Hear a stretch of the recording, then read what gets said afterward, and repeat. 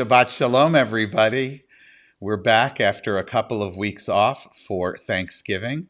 Just a little program note, we're going to meet this Friday night as we are here, along with next week and the week after, and then on the 25th and the 1st, I'll be taking a little bit more time to catch up and get a little bit of rest, and we'll see you after that for the first Shabbat of 2021. It's finally here, along with all the good news that goes with it. One other program note for those who are members of the Birmingham Temple Congregation for Humanistic Judaism, beginning this week on the first night of Hanukkah, which is, I believe, Thursday night, we will be lighting candles as a congregation every night at 6 o'clock. A short Zoom. We'll all get together, say howdy to each other, and Chag Chanukah Sameach.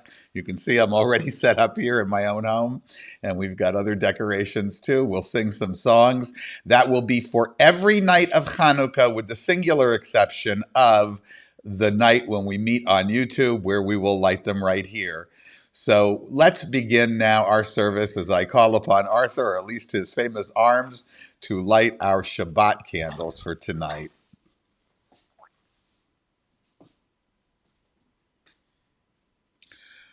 Baruch Haor Ba'olam, Baruch Haor Ba'atam, Baruch Haor Ba'Shalom, Ba'Shalom, Baruch Haor, Baruch Haor, B'Shabbat. L'chaim, everybody. Shabbat Shalom. We continue now with L'cha Dodi.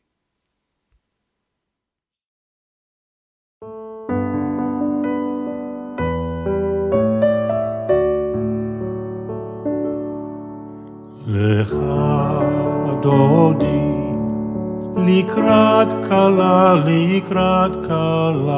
פני שבת נקבלה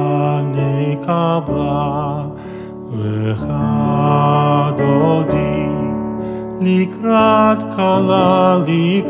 קלה פני שבת נקבלה Shabbat Shalom, Shabbat Shalom, Shabbat Shalom U'Mevorach. Shabbat Shalom, Shabbat Shalom, Shabbat Shalom U'Mevorach.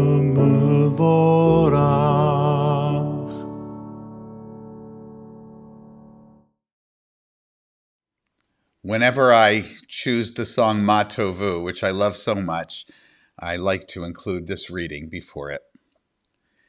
How beautiful are our tents when we stand together in unity and in love, in the name of hope and harmony.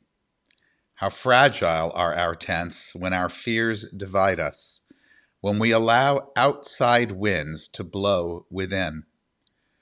Who but we ourselves can define who we are, what keeps us strong, what keeps us whole? Who but we ourselves can shield us, carrying one another as one against the storm? How fair are our tents when we stand together in the name of unity, in compassion, in strength, for our children and for our children's children. Ken Yehi. May it be so. We continue with this beautiful song, Ma Tovu. How lovely, how goodly are your tents, O Jacob, your dwelling places, O Israel.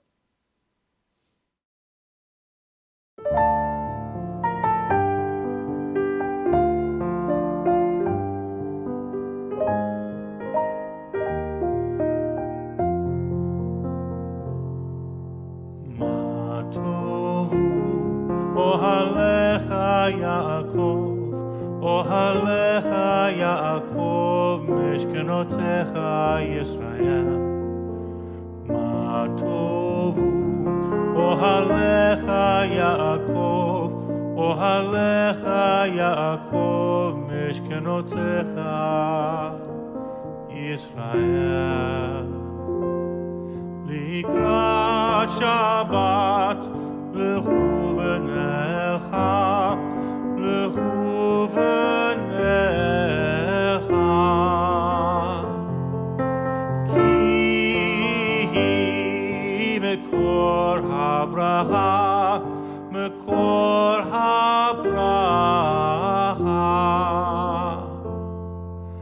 מה טובו אוהליך יעקב, אוהליך יעקב משכנותיך ישראל. מה טובו אוהליך יעקב, אוהליך יעקב משכנותיך ישראל.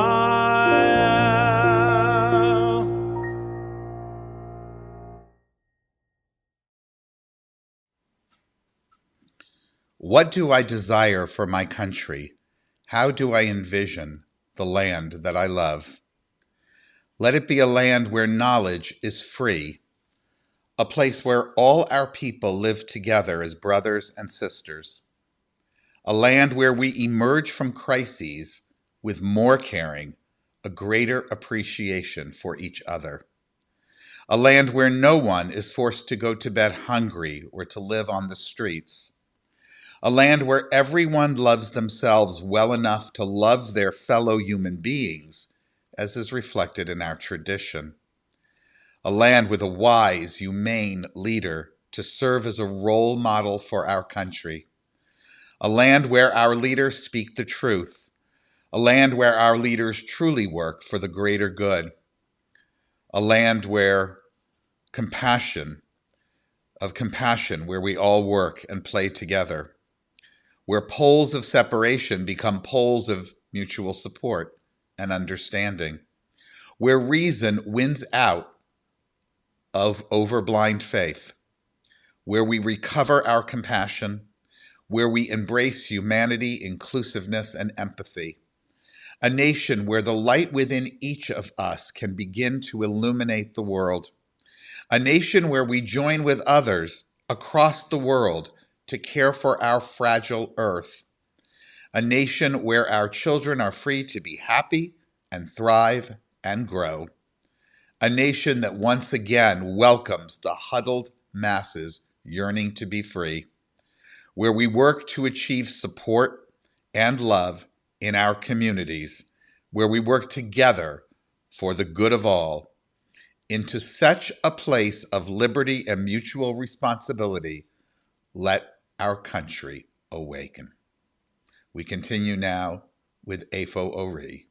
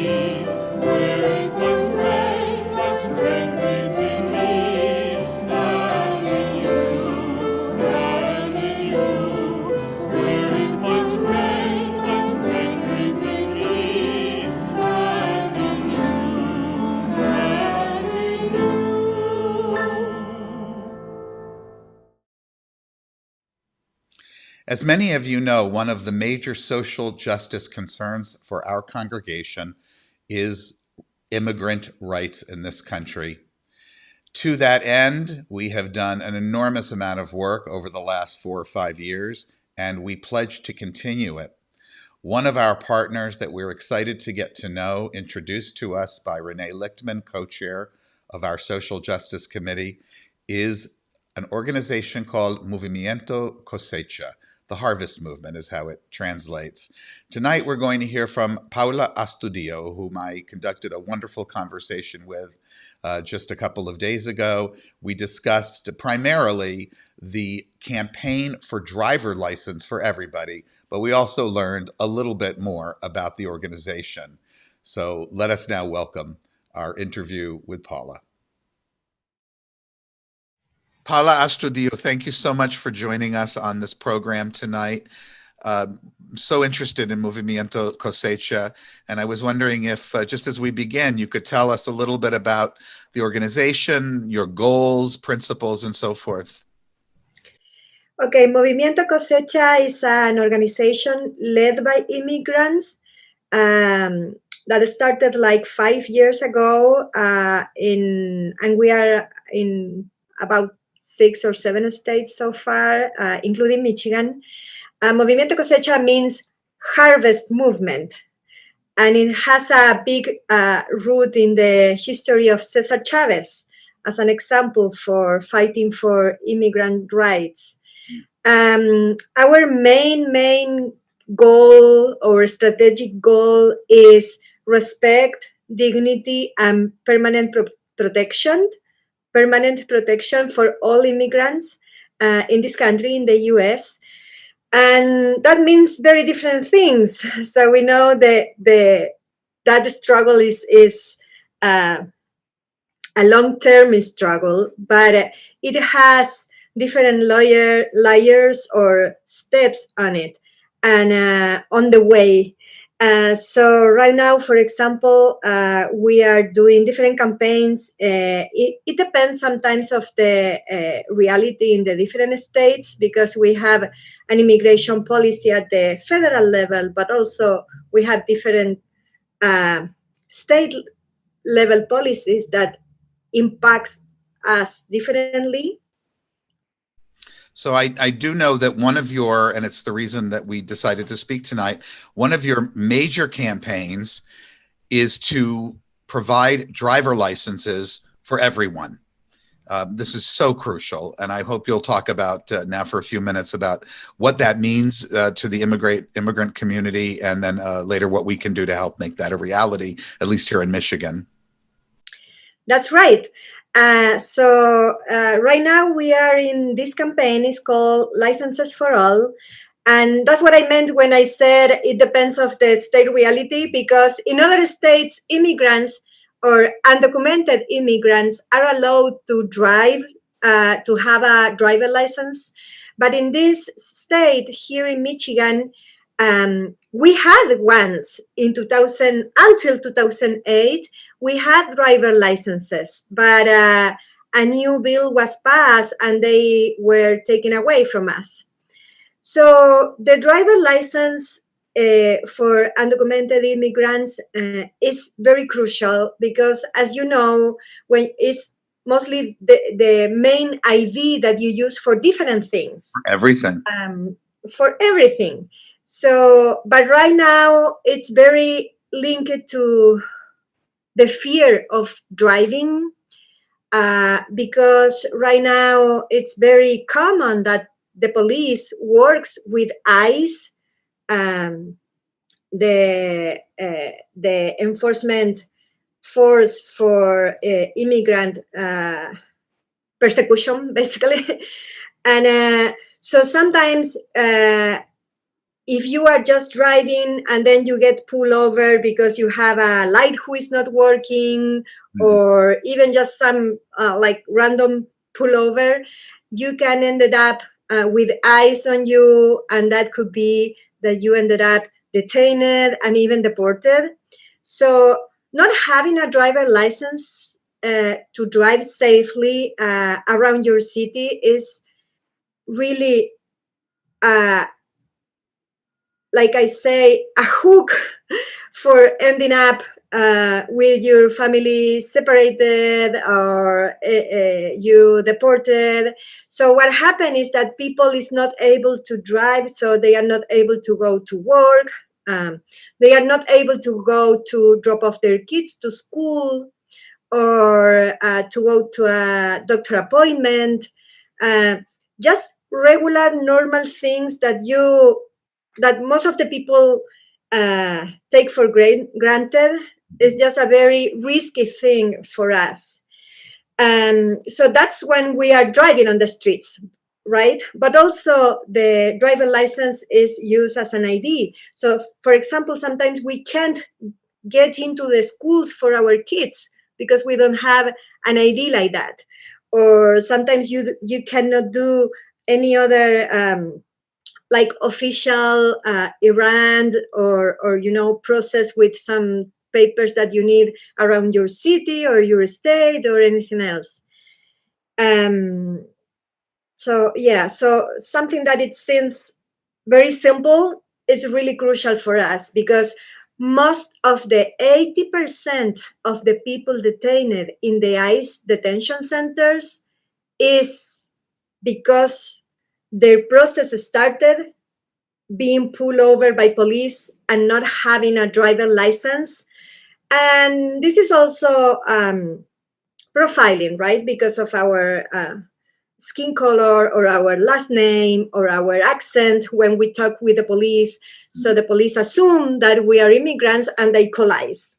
And then ICE come where we were pulled over, and then it can be in a sad nightmare just because of something super common like that.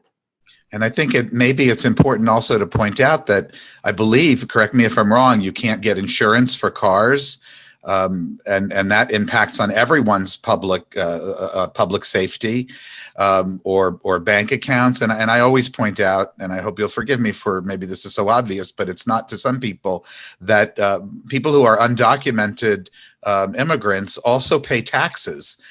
This is not, you're not secretly underground also hoarding everyone's money. So to allow you to be fully participatory in the life of a community is extremely important for everyone.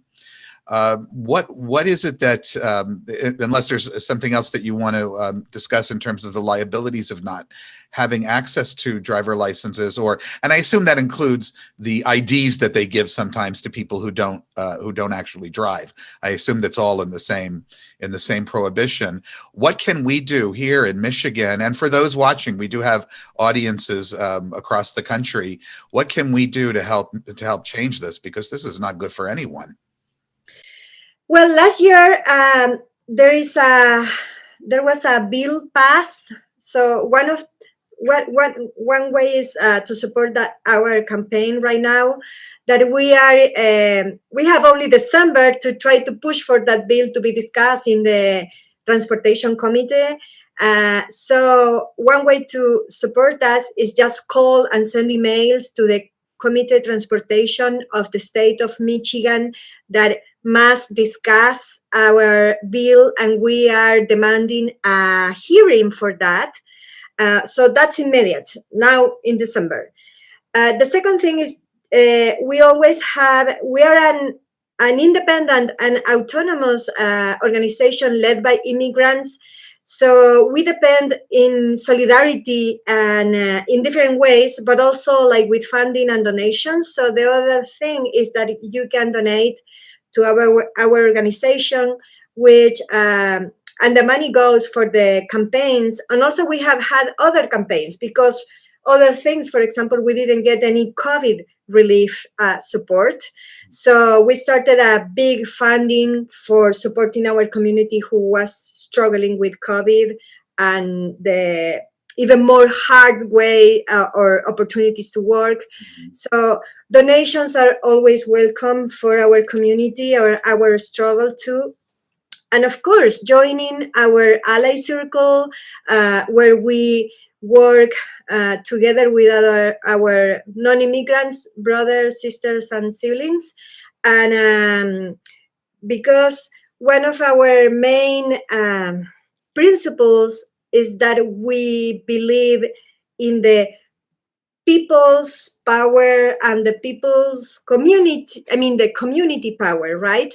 Working together in unity, in solidarity. So if it happens that you live close to a city where we have a circle, you can join us.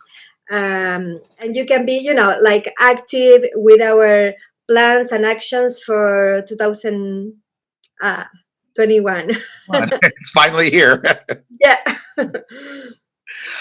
Now, I assume that you when we discussed this earlier before we turned on the cameras, there is a national website, and that's at the bottom of our screen. People can see that. Is that where you would like people to direct their donations? Yes, we have an open campaign there, and it goes, like I said, to different things, campaigns and actions, and mobilizing and organizing in a permanent way. Also, we have a learning center in Ann Arbor because of the school closures, but also some parents need to go to work anyway. Sure. So we organized a learning center there for the circle there for supporting our community with the COVID impacts as well, and for different things that we need on the way. Like I said, we are just volunteers. We are here for the struggle, and I mean, because we believe that together we can win our respect and dignity. So yes, we have the website, and the donations can be done there. We have a Facebook for Movimiento Cosecha at the Michigan level, state level, and we have one for Cosecha Detroit. We will go ahead and put that at the bottom of the screen. People should be seeing that now as well. Go ahead. I'm sorry. No, and if you can also, of course, reach us by Facebook for any further question or information or ways to get involved. If you want to. So our congregation, I'm sure you may know this because you were introduced to me via Renee Lichtman, our co-chair for our Social Justice Committee, has been very involved in immigrant affairs. Even with a new administration coming, there is going to be an enormous amount of work. Maybe it will be a little bit different and hopefully different in tone because we won't be fighting for quite the same fight against quite the same kind of administration, but it's been decades and decades now since there has been justice for immigrants in this country. So this is not a new battle, and I want to encourage those who are watching us tonight, our congregation, and others, to keep this at the top of our agenda. This really needs to be there.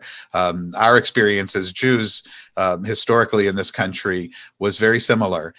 We looked at this as a refuge, and we are inspired by and reminded of our own experience and our own necessity to do what we can to help. So I want to urge everybody to please give, and also those of you in Michigan or other states where driver licenses are not readily available or available at all for undocumented immigrants, to please contact your legislators, regardless of what side of the aisle they are from, and urge them to reconsider this. There are all kinds of reasons, and if they can't simply do it because it's the right thing, they should at least be considering it because it's the safe thing, and that means for all Michiganders and everyone everywhere. Paula, thank you so very much for joining us. I very much appreciate your time, and I look forward to becoming an ally and to working with you in the future.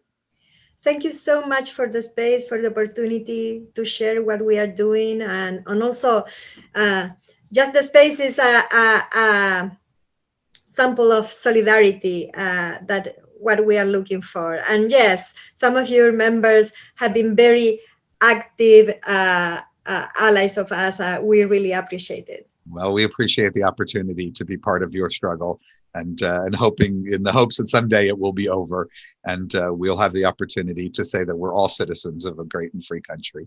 Thank you again. Thank you. A reading for peace by the philosopher A.C. Grayling. There is a kind of courage required for the task of being human, the courage to meet the new and accept the different in the chances of experience.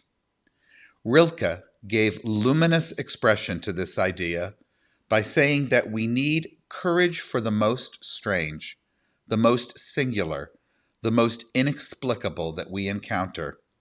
He meant the courage to accept love when it offers, to face death when it comes, to bear the burdens that life imposes in return for its gifts, and above all, the courage to create something to mark our own individual responses to the world, however modest.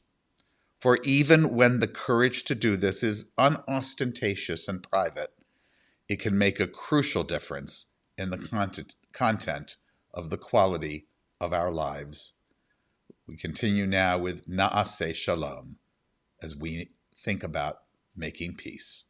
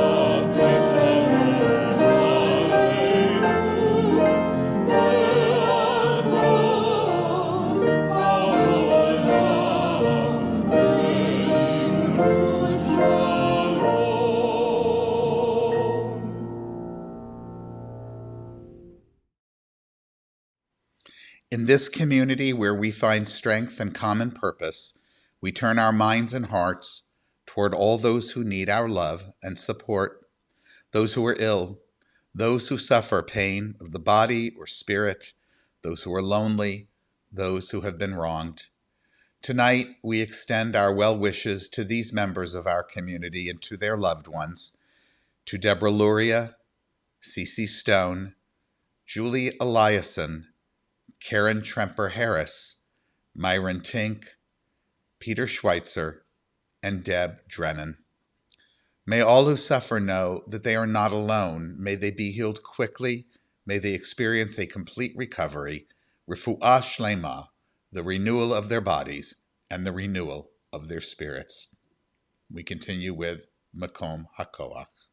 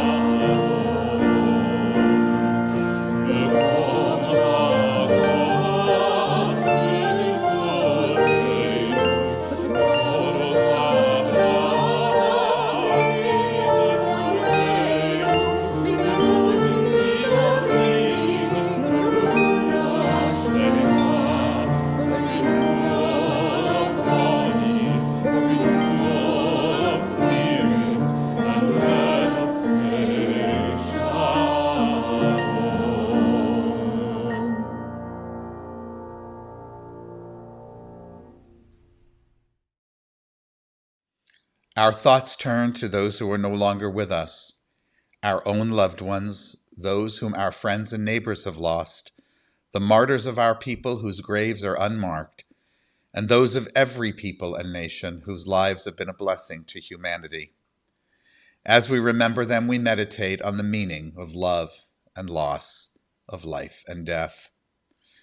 We recall now our loved ones whom death has recently taken from us, those who died at this season in years past, and those whom we have taken into our hearts with our own. Tonight, our congregation mourns the recent deaths of beloved congregants Michael Beltzman and Priscilla Molnar, and we observe the yahrzeits of Joseph Adler, Shirley Belkin, Marilyn Orphis Bricker, Matilda Citron, Irving Feldman, Deborah Frisch, Israel Fuchs, Diana Ginsburg, Samuel Ginsburg, Celia Goldsmith, Marguerite Harris, Herschel Krieger, Molly Litke, Jody Lynn Lutz, Daniel Mandelman, Stuart Orman, Morris Sassone, Barbara Shore, Floyd Snitz, Freda Stillwater, Carl Stillwater, Emmanuel Sulkys, Joseph Vidra, David Walker, and Lael Whitney. Yehi zichram livracha. May memories of these people bring us a sense of comfort as we walk our way through life without them. Well, that is our service tonight, everybody. Thank you so much again for joining us. Next week, it'll all be about Hanukkah. I'll tell the real Hanukkah story and a lot of other little tidbits. We'll light the menorah together. Don't forget, we are going to be doing that every night of Hanukkah on Zoom, with the singular exception of Shabbat Hanukkah, when we'll do it in this format. We're going to be together someday. It may not be this winter, but hopefully summer, maybe fall. We'll see how quickly we can get those needles into our arms. The good news and the end of this plague are on their way. Shabbat Shalom and Happy Hanukkah. See you very soon. We conclude with a beautiful version of Hine Ma Tov. Shabbat Shalom.